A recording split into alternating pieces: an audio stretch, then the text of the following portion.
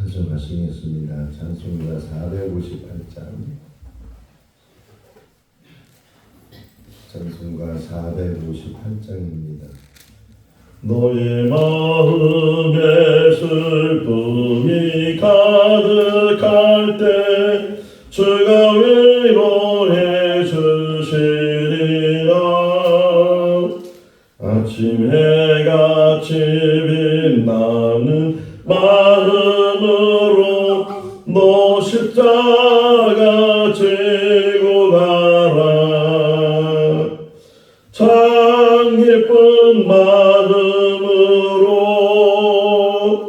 십자가 지고 가라.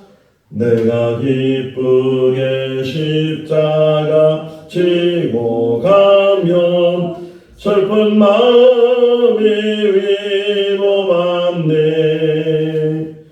때를 따라서 주시는 은혜로서 가난 심령의 힘을 얻고 주가 언약한 말씀을 기억하고 너 십자가 지고 가라. 참 기쁜 마음으로 십자가 지고 가라. 내가 기쁘게 십자가 지고 가면 슬픈 마음이 위로받네. 내가 맡은 일 성실히 행할 때에 주님 앞에서 상 받으리. 주가 베푸신 은혜를 감사하며 너 십자가 지고 가라. 참 기쁜 마음으로 십자가 지고 가라. 내가 기쁘게 십자가 지고 가면 슬픈 마음이 위로받네. 마태복음 10장 34절에서 42절 말씀입니다. 마태복음 10장 34절에서 42절 말씀. 내가 세상에 화평을 주러 온 줄로 생각하지 말라. 화평이 아니요 공을 주러 왔노라. 내가 온 것은 사람이 그 아버지와 딸이 어머니와 며느리가 시어머니와 불화하게 하려 함이니. 사람의 원수가 자기 집안 식구리라. 아버지나 어머니를 나도 사랑하는 자는 내게 합당하지 아니하고 아들이나 딸을 나보다도 사랑하는 자도 내게 합당하지 아니하며 또 자기 십자가를 지고 나를 따르지 않는 자도 내게 합당하지 아니하리라. 자기 목숨을 얻는 자는 잃을 것이요 나를 위하여 자기 목숨을 잃는 자는 얻으리라. 너희를 영접하는 자는 나를 영접하는 것이요 나를 영접하는 자는 나를 보내신 이를 영접하는 것이니라. 선지자의 이름으로 선지자를 영접하는 자는 선지자의 상을 받을 것이요 의인의 이름으로 의인을 영접하는 자는 의인의 상을 받을 것이요. 같이요. 또 누구든지 제자의 이름으로 이 작은 자 중 하나에게 내수 한 것이라도 주는 자는 내가 진실로 너에게 이르노니 그 사람이 결단코 상을 잃지 아니하리라 하시니라. 아멘. 할렐루야. 제가 20살이 넘어서 청년부에 들어가서 이제 같이 청년들을 만나게 되는데 그때 회장님이 여자분이었어요. 당시만 해도 여자가 회장이 된다는 것은 드문 일이고 남자가 회장, 여자가 부회장 이렇게 이제 임원이 돼서 청년부 일을 하는데 제가 막 청년부에 들어갔을 때는 여자가 그건 두 가지 이유 때문에 그렇겠다 생각이 되는데, 하나는 남자가 없어서 회장하실 뿐만 그런 정도의 남자가 없으니까 여자분이 회장을 한다든가, 아니면 그분이 아주 특별하게 신앙이 좋고 그렇게 해서 회장으로 이제 섬기지 않는가, 그런 생각이 되는데, 지금 생각해 보면 후자인 것 같아요. 남자들도 있었는데 그분이 회장이었기 때문에 신앙이 돈독하게 좋은 그런 분이었다. 근데 또 그 당시만 해도 나이가 23, 넷만 넘어도 노처녀라는 말이 많이 듣고, 당시만 해도 여자들이 일찍 시집을 가는 때였는데, 그분이 지금 생각해보면 대략 한 24, 5 정도 돼서 청년들끼리 늘 농담하면서 노처녀 그렇게 이야기를 한 것이 기억이 나는데, 어느 날 결혼을 한다는 거예요. 알고 보니까 중매가 들어와서 어떻게 해서 남자를 선을 보게 되고 그 결혼을 하게 되는데, 그 시댁이 보은영동 그 지역 저 아랫역 쪽으로 이제 시댁이 있어서 시집을 갔어요. 몇 년 후에 이제 그 자매님 소식이 있었는데 열심히 절에 다닌다는 거예요. 그 천년 때까지는 교회 열심히 다니고, 그리고 청년회장까지 할 정도로 신앙이 그렇게 좋았던 분인데, 시집을 가고 나니까 그 시집이 불교 신자들이었고, 시어머니가 특히 절에 열심히 다니시는 분이었는데, 그러다 보니까 그 당시만 해도 어떻게 며느리가 시집살이 하잖아요. 시어머니 하자고만 해야지, 그런 상황이었으니까 그 신앙을 다 잃어버리게 되고 절에 다니는 그런 자매가 된 것을 들으면서 참 안타깝다. 지금 예수님의 이야기를 해드리려고 그래. 이게 10장 이제 마지막 부분이잖아요. 마지막 정리하고 11장에 들어가서 11장 1절은 원래 10장에 붙어 있어야 돼.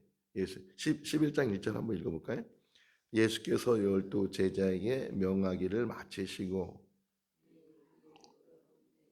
가르치며 전도하시려고 거기를 떠나 가시니라. 여기까지가 이제 10장 마쳐야 되는데 어떻게 절수를 이렇게 잘못 넣다 보니까 이게 11장 1절로 가 있는데, 어쨌든 10장 시작이 예수님께서 제자를 부르시고 또 그들에게 전도하도록 권능을 주셔서 이제 내보내시면서 여러 가지 말씀을 하신 이야기가 오늘까지도 연결이 되고 있는 거예요. 근데 내가 화평을 주러 온 것이 아니고 오히려 검을 주러 왔다. 이게 좀 어떻게 보면은 모순일 수도 있고, 이게 어떻게 예수님이 이런 말씀을 하시는가?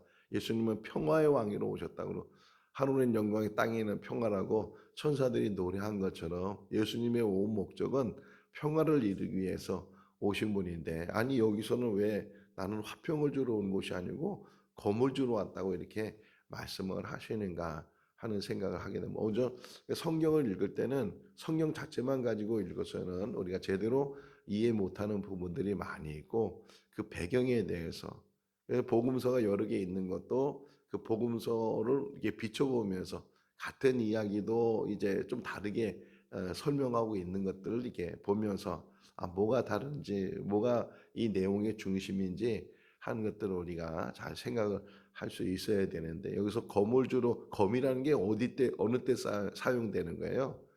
싸울 때, 전쟁할 때 그때 사용되는 것처럼 평화는 그냥 오는 것이 아니고 때로는 싸워야 되는데, 뭐 사람들끼리 싸우고 뭐 나라와 나라가 싸우고 그런 싸움이 아니고, 지금 예수님께서 말씀하시고 있는 것은 영적인 싸움이고 죄와 싸우는 것이고 죽음과 싸우는 것인데, 그냥 얻어지는 것이 아니에요. 여러분, 불법이라는 것은, 악하다는 것은, 불법하고 악하다는 것은 뭐 그냥 수단과 방법을 가리지 않고 그렇게 넘어뜨리고 악을 행하고 그러는데, 예수님은 오히려 선으로 악을 이기려고 하는데 얼마나 더 힘들겠어요. 늘 어릴 때 본 그 프로 중에 하나가 기밀 레슬링, 그걸 봤는데, 그렇게 기밀하고 이제 상대 레슬링 선수는 반칙을 얼마나 잘하는지, 그 팬티 속에다 뭐 흉기를 감추고 들어오질 않나, 그냥 심판이 보질 않으면 눈을 찌르질 않나, 그런 반칙을 하는데, 기밀은 반칙을 할 수가 없으니까 그냥 그렇게 어려움을 당하고 나중에는 박치기로 이제 이기는 그런 모습들을 많이 보면서 수단과 방법을 가리지 않는 그런 상황 속에서 정의를 행하고 올바르게 반칙하지 않고 이긴다는 게 얼마나 어렵겠어요. 그럼에도 불구하고 지금 그걸 설명해 나가는 거예요. 지금 이렇게 내가 겁을 준다고 얘기하는 것이 뭐 싸우고 분쟁하고 분리하고 그런 게 아니고 우리가 지금 전도하는 얘기잖아요. 내가 너희를 전도하러 보내는데 정말 이리 안에 양을 보내는 것처럼 그런 마음, 그런 심정을 가지고 너희를 지금 이렇게 전도하러 보낸다. 질문해 볼까요? 예수님이 이렇게 제자들 2명씩 묶어서 전도할 때 그 당시에 기독교인이 몇 명 있었을까요? 기독교인이 몇 명 있었어요? 한 명도 없었죠. 아직 기독교가 세워지지도 않았고 그런 상황에서 지금 전도를 보내니까 얼마나 어렵겠어요. 뭐 다른 나라 지금 선교사님들이 많이 나가서 이 선교를 하고 있는데 정말 기독교가 없는 그런 나라에 들어가서 선교한다는 게 얼마나 어렵겠어요. 또 우리나라로 비교해서 우리나라에도 선교사님이 이제 초기에 들어왔을 때 그 언더우드 선교사님은 제물포 배에서 내리면서 그분이 기도한 내용을 보게 되면 정말 너무 황무한 거예요. 막연한 거예요. 이 나라가 어떻게 이게 어떻게 변화 막 술에 취해 있고 도박에 취해 있고 가난에 찌들려 있고 이런 나라를 보고 이런 백성들을 보면서 이 복음을 전한다는 게 얼마나 많은 선교사님들이 순교하고 그런 일들이 많이 있었죠. 정말 많은 지금 지나고 나니까 하는 얘기가 한국의 기독교 역사는 정말 세계가 놀랄 정도로 그렇게 짧은 역사 속에서 기독교가 이렇게 크게 부흥이 되고 확장이 되고 이런 일은 드물다고 할 정도로 그런 역사를 가지고 있는데 처음에 초기에는 얼마나 이게 황무하고 황당하고 그런 상황이 지금 예수님 시대는 더하잖아요. 뭐 좀 받아주는 사람이 있고 기독교에 대해서 호의를 가지고 있는 병 치료하는 거에 대해서는 관심이 있고 병을 치료해서 기독교인이 되는 건 아니잖아요. 제가 이제 뒷부분의 말씀을 좀 혹 시간이 되면 드릴 수 있을 텐데 교회 다닌다고 해서 다 예수 믿는 것도 아니고 교회 다닌다고 해서 다 천국 가는 거 아니잖아요. 우리가 정말 교회를 다닐 때 제대로 다니고 제대로 거듭나고 제대로 천국 백성이 되고 그래야 되는데 예? 청함을 받은 사람은 많지만 택함을 받은 사람은 적다고 주님이 말씀하신 것처럼 정말 믿음은 제대로 믿어야 되지 않겠나 하는 생각을 어쨌든 지금 제자들을 보내는 상황에서 지금 호의적이지도 않고 그 앞부분에 우리가 봤잖아요.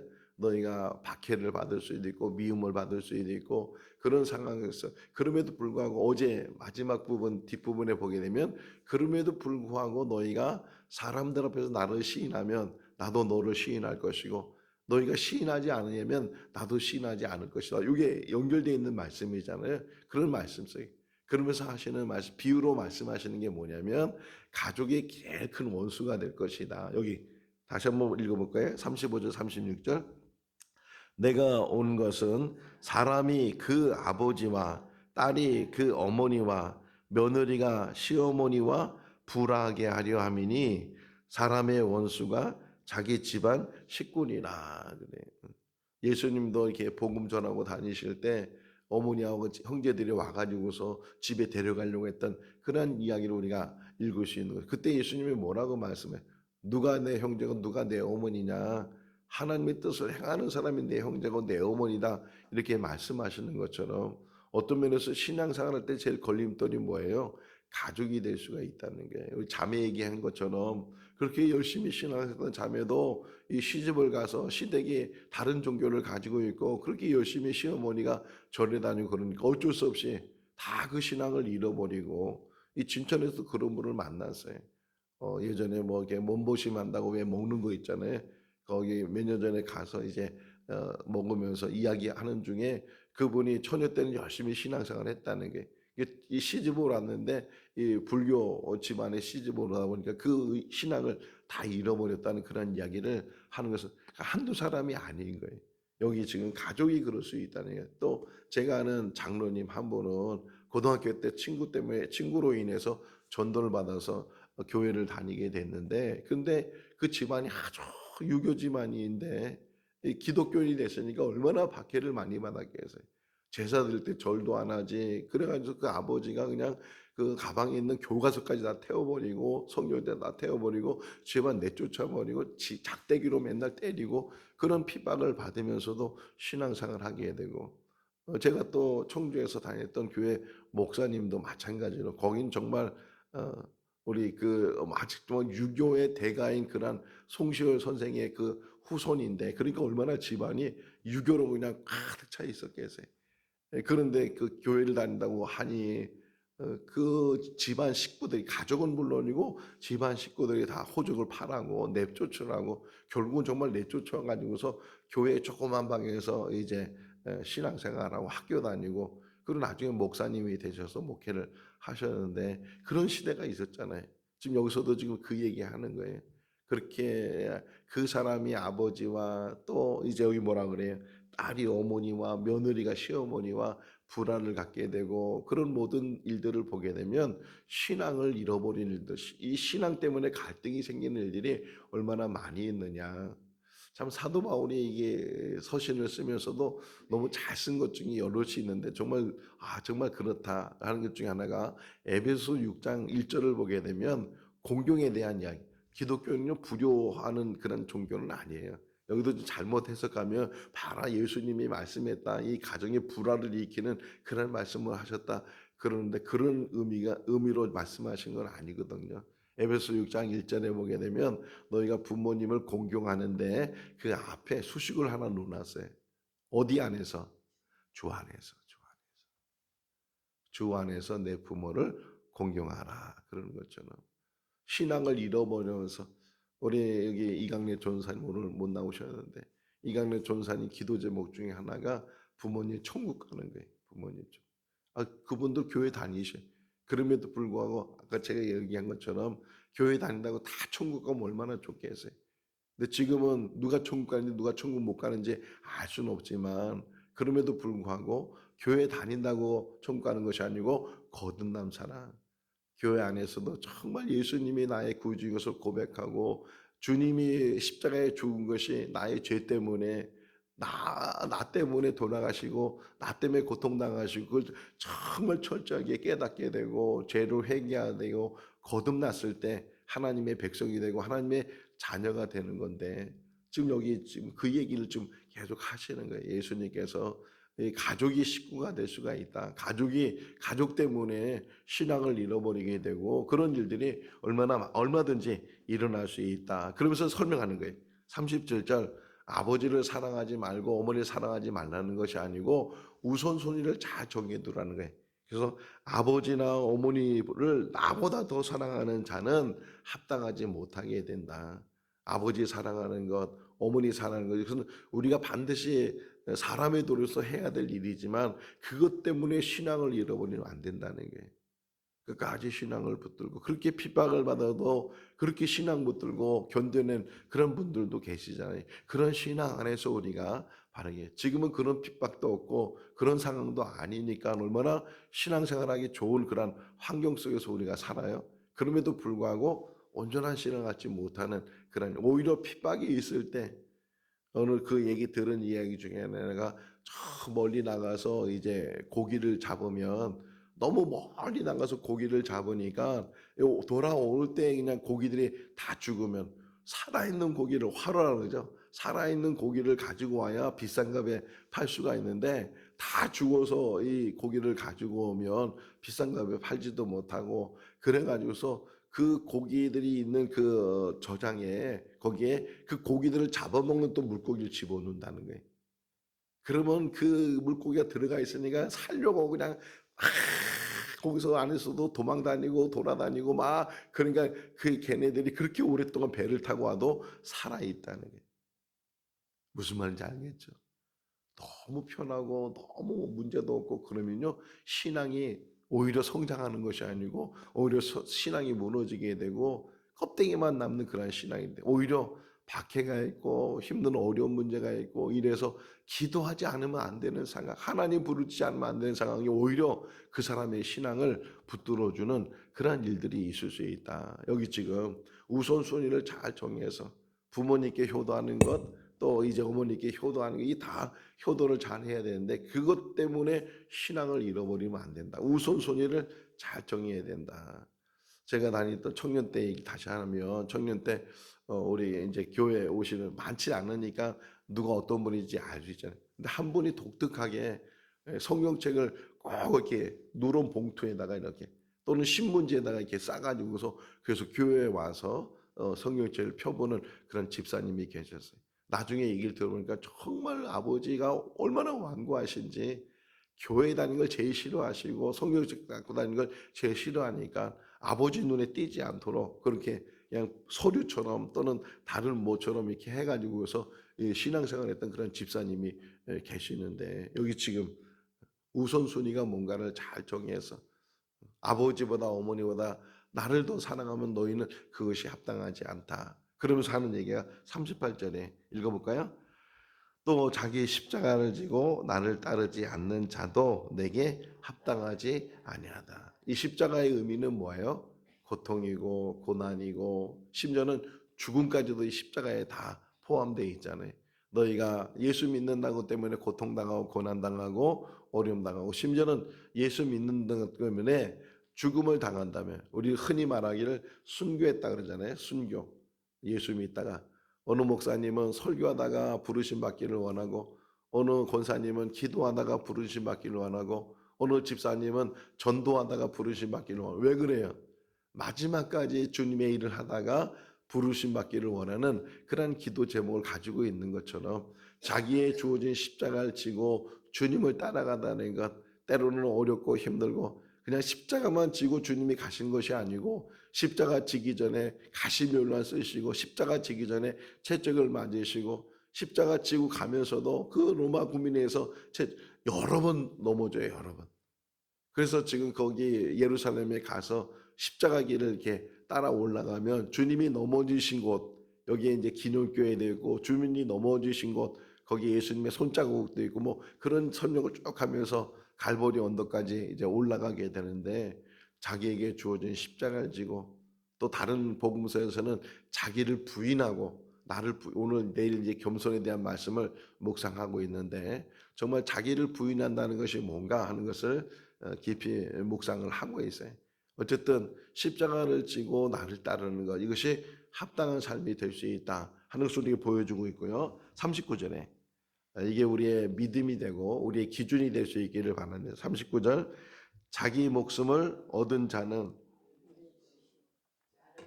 자기 목숨을 잃는 자는 얻으리라. 할렐루야. 우리가 이 땅에 한 번 사는 인생 속에서 내 목숨이 한 번이잖아요. 한 번 사는 인생 속에서 자기 자신을 위해서 사는 사람은 결국 그 목숨을 잃게 된다는 거예요. 그러나 내 목숨을 주님을 위해 산다면 그 목숨은 얻게 된다는 것이다. 예. 우리 목숨에 한 번 사는 이 목숨 속에서 물론 오래 살고 싶은 것이 인간의 갈망이고 인간의 소망이잖아요. 근데 우리가 이제 나이가 들어서 느끼는 것은 오래 산다고 좋은 것은 아니고 건강하게 오래 살아야지 아프면 오래 살고 그러면은 그것이 얼마나 더 힘든 일이겠어요. 어쨌든 한 번 사는 이 인생 속에서 내 한 목숨을 살아가는 이 인생 속에서 마지막 그 목숨이 마지막 숨을 거둘 때 그 모습이 그 삶이 어떤 삶으로 내 삶을 마치는가. 누가복음 12장에 보게 되면 예수님 비유 속에서 부자 이야기가 나와요. 부자가 농사를 졌는데 너무 잘 된 거예요. 그래가지고 지금 갖고 있는 창고가 너무 작으니까 그러니까 큰 창고를 만들어 가지고서 그러면서 그 곡식을 다 추순하고 그 창고에다 곡식을 집어넣으면서 하는 얘기가 이제 잘 놀고 잘 먹고 잘 마시고 이제 그런 마음을 했는데 그날 밤에 그 영혼이 이제 떠나게 됐다. 그러면 그것이 누구시대? 어리석은 부자에 대한 이야기를 하면서 그 이야기에서 또 하나 깨닫는 게 뭐예요? 아무리 부유해도 그거 제대로 사용하지 못하고 호의호식하고 누가 보면 16장에 나오잖아요. 부자와 이제 거지 나사로 이야기 속에서도 부자가 잘못한 이야기는 안 나와요. 그럼에도 불구하고 그 많은 재물들을 가지고 좀 선한 일을 하고 여기 나오잖아요. 맨 뒷부분에 보게 되면 소자에게 물 한 그릇 준 것만 해도 결단코 그 상을 잃지 않는다. 근데 좀 부하다면 그 부한 것을 좀 나누고 삭개를 보세요. 예수님 만나기 전까지는 그가 불을 책정했던 이 세리장이었던 그 삭개오가 주님 만나고 나서 그 기쁨을 이기지 못하니까 예수님 앞에 그가 고백하기를 내 재산의 절반은 가난한 사람이 나눠주겠습니다. 내가 혹시 나쁜 짓에서 내가 가진 재산이 있다면 그것을 뭐 몇 배로 갚겠습니다. 이렇게 말하는 것처럼 여기 지금 한 목숨 살아가는 이 한 목숨을 자기 목숨만 위해서 사는 그런 사람은 결국은 잃어버리게 될 것이고 다른 사람을 의인이라 그래. 살신성인했다. 우리 한국 유학생이 일본에 가서 유학하다가 그만 지하철을 기다리고 있는데 한 사람이 술 취한 사람이 그 지하철 밑으로 떨어졌어요. 근데 막 지하철이 들어오는 거예요. 그러니까 얼른 그 청년이 내려가서 그 술 취한 사람을 올리고 그 사람은 거기서 죽게 됐어요. 일본에서 대서 특별히 나오게 되고 살신성인했다고 막 그러면서 의인이라고 그렇게 이야기하고 그러니까 사람이 다른 사람을 위해서 자기 목숨을 주는 것도 정말 의인이 되는 것이고 순국하는 게 뭐예요? 순국. 독립운동하다 순국하는 거. 다 나라를 위해서 자기 목숨을 내놓고 그러는데 우리는 거기다 더한 것이 뭐예요? 하나님 나라를 위해서 일하다가 하나님의 일을 하다가 우리의 삶을 마치면 그보다 더 영광스러운 일이 어디 있을까? 폴리갑이라는 사람이 있어요. 폴리갑. 그때는 막 기독교가 핍박받을 때인데 그 붙잡혀 가지고서 화형을 당해요. 화형 집행하는 사람이 지금이라도 예수를 부인해라. 그러면 너를 살려주겠다. 86년 동안 주님이 나를 지키시고 나와 함께 했는데 그러면서 주님의 그 이름을 가지고 그가 순교를 당했을 때 오히려 지금 2000년이 지나가는 이 시대에도 그 폴리갑 이름을 잊어보지 않고 사람들이 기억하는 것처럼 마지막이 얼마나 중요한 가룟 유다를 보세요. 그 3년 동안 주님의 제자로 따라했던 그 가룟 유다가 마지막 부분에서 실수하게 되고 마지막 부분에서 스스로 목숨을 끊고 나는 그가 내던진 돈을 가지고 나그네 그 공동묘지를 아겔다마라고 하는 그런 공동묘지를 만들었다. 그런 이야기를 들으면서 한 목숨 사는데 그 한 목숨 사는 우리의 삶이 어떤 삶을 살아야 되는가 하는 것들을 가르쳐주고 있고 그 다음에 이야기가 자 영접에 대한 이야기예요. 영접. 혹이나 사람들이 너를 영접하면 너를 영접하는 것이 아니고 나를 영접하는 것이고 나를 영접하는 것은 곧 나를 보내신 이를 영접하는 것이다. 할렐루야. 한 사람을 그러니까 주님의 이름으로 한 사람을 영접하면 그 사람은 주님을 영접하는 거예요. 이게 창세기 하나 나오죠. 아브라함이 이렇게 앉아 있을 때 저 길 건너에 세 사람이 지나간 것을 보면서 막 달려가서 그냥 지나가지 마시라고 우리 집에 좀 쉬어서 가시라고 음식을 좀 드시고 가시라고 간청을 해서 그들을 대접했는데 알고 보니까 천사였고 알고 보니까 하나님이셨어요. 히브리서에 나와요. 손 대접하기를 열심히 하라고. 우리가 누군가를 대접하고 누구를 섬기고 하는 것들 양과 염소의 비유 속에 나오잖아요. 어떤 사람이 양에 가고 어떤 사람이 염소에 갔어요. 주님을 대접한 사람. 근데 주님을 대접하는 것이 주님 그 자체를 대접하는 것이 아니고 거기 가난한 사람들, 헐벗은 사람들, 아픈 사람들, 갇힌 사람들 이런 사람들 대접하는 것이 곧 나를 대접한 거다 말씀하고 있는 것처럼 영접한다는 게 얼마나 귀한 내가 만나는 그 사람 톨스토이도 그런 얘기 썼잖아요. 어느 구두 수순공이 주님 만나고 싶은데 그 주님이 그날 내가 내일 너를 만나러 가겠다. 정말 기대를 가지고 그 다음 날 이제 구두방문을 열었는데 주님은 오시지 않고 그냥 겨울인데도 그냥 제대로 입지도 못하고 깐난하게 등이 없고 그렇게 가난해 보이는 정말 불쌍해 보이는 그런 아주머니 들어와서 차를 대접하고 따뜻한 옷을 주고 또 한 사람이 들어오는데 또 그 사람은 역시도 군인이었는데 아주 헐벗고 신발도 뭐 다 떨어진 신발 신고 그런 사람이 왔다가 그냥 가고 또 대접하고 또 이제 오후 늦게까지 주님을 기다리는데 주님이 오지 않았는데 한 소년이 막 도망가는 거예요. 뒤에 막 과일 주인이 이 소년이 과일을 훔쳐가지고 도망가는데 그 과일 주인이 막 쫓아가서 그 소년을 잡았어요. 그러니까 이 불쌍하니까 그 과일값을 대신 내주고 소년을 용서해 달라고. 근데 주님은 안 오셨어요. 주님이 안 오신 게 서운해 가지고서 그날 밤에 잠을 자는데 내가 너를 3번씩이나 찾아갔다고. 그 이야기.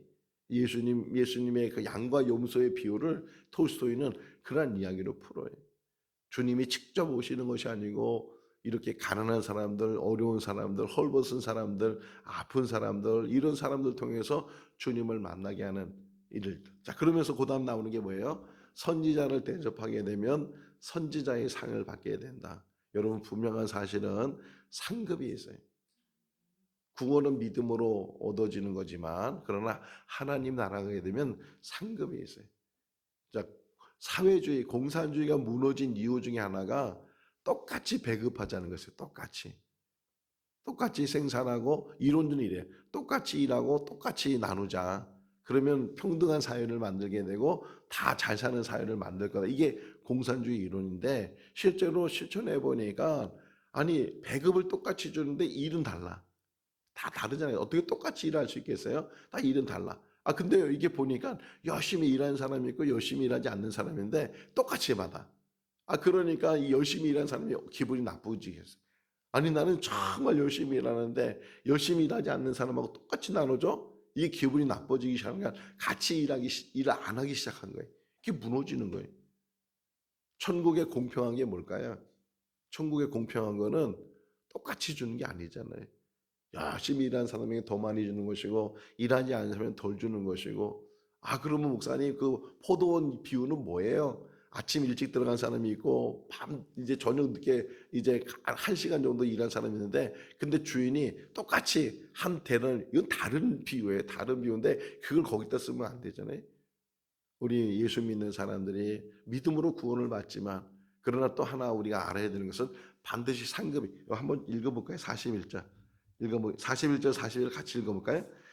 선지자의 이름으로 선지자를 영접하는 자는 선지자의 상을 받을 것이요, 의인의 이름으로 상을 받을 것이요, 또 누구든지 제자의 이름으로 이 작은 자 중 하나에게 냉수 한 그릇이라도 주는 자는 내가 진실로 너에게 이르노니 그 사람이 결단코 상을 잃지 아니하리라 하시니라. 할렐루야. 거기 우리가 나는 가난해서 돈이 없어서 뭐가 없어서 누굴 도와주고 싶고 누굴 섬겨주고 싶은데도 그런 거 못한다고 생각하지만, 이 물 한 그릇이 물 한 그릇. 물 한 그릇 대접 못할 사람이 있겠어요? 물 한 그릇이라도 대접하면, 그러면 그것이 큰 상으로 결단코 그 상을 잃지 않겠다. 이 물 한 그릇 하면요, 늘 기억나는 게 뭐였냐면 배너라는 영화가 기억이 나요. 배너가 누명을 쓰고 친구 때문에 이제 누명을 써서 노예로 끌려가요. 노예로 끌려가는데 예루살렘에서 끌려가면서 어디를 지나가면 나사렛을 지나가는 것 같아요. 막 끌려가면 얼마나 갈증이 나고 얼마나 힘들겠어요. 제대로 뭐 대접을 받겠어요. 쇠사슬에 묶여가지고서 그냥 짐승 끌고 가듯이 끌고 가는데, 근데 가다가 넘어졌어요. 아무도 관심을 갖지 않는데 한 젊은 사람이 손만 나와, 얼굴은 안 나와. 손만 나오는데 물 한 그릇 주는 거예요. 다른 사람들은 감히, 이게 노마 군인들이 옆에 있으니까 그렇게 그 사람한테 가지 못하는데 이 젊은 청년이 가서 이게 물을 주는 거예요. 얼마나 갈증이 났어요. 그래서 벌컥벌컥 물을 먹으면서 이렇게 자기 물을 준 사람을 이렇게 쳐다본 거예요. 근데 얼굴은 안 나와요. 얼굴 이렇게 자기 쳐다보는 것만 나와. 나중에 베드로가 다시 회복이 돼서 예루살렘에 와서, 그리고 친구에게 이제 복수를 하고, 그런 과정 속에서 마지막 자기 부모님이 이 나병에 걸려가지고서 마지막 십자가를 찾아가는데, 그 십자가의 얼굴이 바로 물 한 그릇 준 사람의 얼굴하고 똑같은 얼굴이었어요. 물 한 그릇. 이 땅에 산 날 동안 섬길 수 있기를 바랍니다. 아무리 가난해도 줄 게 있어요. 물질로는 못 나눠준다 할지라도 마음으로도 얼마든지 나눌 수 있고, 물 한 것 되죠. 결단코란 말이 저는 늘 은혜가 돼. 결단코 그 상을 잃지 않겠다. 냉수 한 그릇, 이 작은 소자에게 냉수 한 그릇 준 거. 예수님께서 성전에서 이렇게 말씀하시다가 바로 옆에 헌금함이 있었어요. 그 예수님의 헌금함은 아무나 지나가다가 거기다 이제 헌금을 하면 그걸 이제 제사장들이 또 제사에 쓰는 것, 또는 가난하게 구제하는 데 쓰는 거, 그걸 하는데, 한 여인이 그 헌금함을 지나면서 예물을 드렸어요. 주님이 말씀하시다 말고 그 여인의 모습을 보면서 저 여자가 제일 많이 했다. 흔히 말하잖아요. 가부가 두 렙돈은 아주 작은 액수예요. 그럼에도 불구하고 예수님은 제일 많이 했다. 그러니까 사람의 계산과 하나님의 계산이 다르고 있고 없고가 문제가 아니고 이 땅의 삶. 황금률이라고 그랬잖아요. 7장에서 배울 때 황금률이 뭐예요? 너희가 남을 대접하라. 대접받고자 하는 대로 너희가 남을 대접하라. 이 땅에 산 날 동안 작은 것도 우리가 나눌 수 있고 작은 것도 섬길 수 있고 그것이 하나님을 위해서고 또 다른 이들을 위해서 섬기는 그런 삶이 우리 삶이 된다면 그 안에 상급을 쌓는 것이고 이 땅에서는 가난하게 산다 할지라도 그 가난이 저 천국까지 이어지는 것이 아니고 오히려 바뀌잖아요. 그 부자가 지옥에 가서 고통당하고 거지 나사로가 아브라함 품에 가서 영원한 안식을 누리게 되는 것처럼 이 땅과 저 세상은 다른 세상인데 이 땅은 잠시 머무는 나그네 인생이지만 저 세상은 영원히 있는 세상이에요. 그 세상을 향해서 우리가 가는데 믿음으로 갈 뿐만 아니라 상급을 쌓는 상급을 받는 그래서 고린도서 3장에도 나오잖아요. 사람은 집을 짓는 자와 같은데 금과 은과 보석으로 집을 짓고 어떤 사람은 나무와 집과 풀로 집을 짓는데 다 불이 지나거나 남는 것이 그것이 상급이다 말씀하고 있는 것처럼 이 땅에 산 날 동안 심을 수 있기를 바라며 심는 대로 거둔다고 하니까 기도로 심고 섬김으로 심고 사랑으로 심고 그 많은 것들을 심는 가운데 성령의 열매 아름다운 열매를 맺어서 좋은 나무의 모습의 삶이 될 수 있기를 주님의 이름으로 축원합니다. 기도하겠습니다. 사랑이 많으신 하나님 아버지 제자들을 보내시면서 많은 염려도 있으셨고 또 앞으로 닥칠 일들을 생각하시면서 또 제자들을 권면하시고 또 그럼에도 불구하고 흔들리지 않도록 끝까지 그 믿음 지킬 수 있도록 말씀하시는 그 말씀을 계속 묵상했습니다. 하나님 아버지 우리가 이 땅에 산 날 동안 한 목숨을 어떻게 살아야 되는지 무엇을 하며 살아야 되는지를 깨닫게 하여 주시고 한 번 사는 인생 속에서 하나님의 택하심을 받아서 하나님의 일을 하며 사는 것이 우리에게 가장 큰 영광이 되게 하시고 기쁨이 되게 하여 주시옵소서. 온전한 믿음을 갖게 하시고 하늘을 바라보게 하시고 또 주신 사명 깨달아서 이 땅에 살면서 작은 일이라 할지라도 소홀함이 없게 해주시고 소자에게 물 한 그릇 대접하는 것도 결단코 그 상을 잃지 않는다고 주님 말씀하셨는데 작은 섬김도 우리 삶 가운데 날마다 있게 하여 주시옵소서. 오늘도 주 안에서 복된 하루의 삶이 되게 하시기를 간절히 바라옵고 예수 그리스도 이름으로 기도하옵나이다. 아멘. 마쳤습니다. 자유롭게 기도